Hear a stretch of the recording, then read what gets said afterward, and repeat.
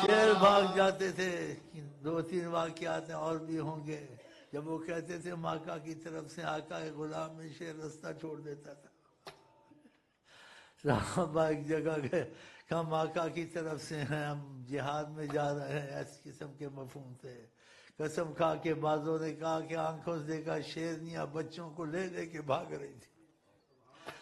ایک صحابی رستہ بھول گیا، آگے شیر آ گیا، اس کہ میں نبی کریم کا غلام ہوں صحابی، میں رستہ بھول گیا، اور رستہ دکھا کے الٹے پاؤں واپس ہو گیا۔ مریتانیہ میں ایک اور جنگل میں تھی، شیر آ گیا، اس نے شیر پڑھے کہ اللہ اللہ کا نبی جس کی مدد کرے، شیر اس کے سامنے کچھ نہیں ہے، وہ بھاگ گیا۔ وَمَن تَكُن بِرَسُولِ اللَّهِ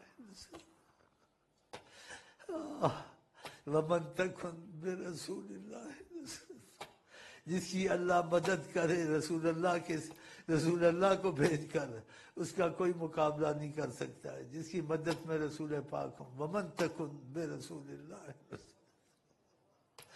جس کی مدد میں رسول پاک ہوں۔ سبحان اللہ۔ ان تلقہ الاسد فی آجامہا تجمن، شیر جس کا مقابلہ نہیں کرے گا چلا جائے گا، بھاگ جائے گا۔ اگر ہم آقا جی کے ہوتے، ہم کو تم کو کافر دباتے، ذلیل کرتے، کتنے ذلیل ہو رہے ہیں۔ آقا جی کے نہیں بنے نا، آقا جی کے نہیں بنے، ان کی شریعت کو نہیں چلایا، ان کے قرآن کو نہیں چلایا، ان کی سنتوں کو نہیں چلایا۔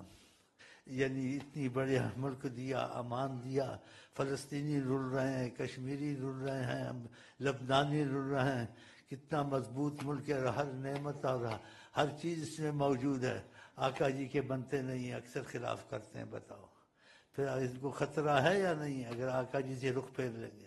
ان کو شریعت چلانی چاہیے، قرآن چلانی چاہیے، یہ چینل کھول کے لڑکوں کو آزاد نہیں کرنا چاہیے۔ یہ ناشکری ہوتی ہے، ناشکری انسان ذلیل ہوتا ہے۔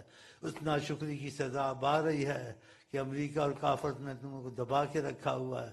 کتنی بڑی مصیبت ہے یہ، ملک ہمارا اور ہم غلام بنے ان کے۔ ہیں جی، تو خدا کرے ہمارے ملک کے لیڈر بھی آقا سے محبت کرے، تم بھی کرو، ہم بھی کریں، ان کی بات کو ہم کبھی نہ نیچا گرائیں انشاءاللہ۔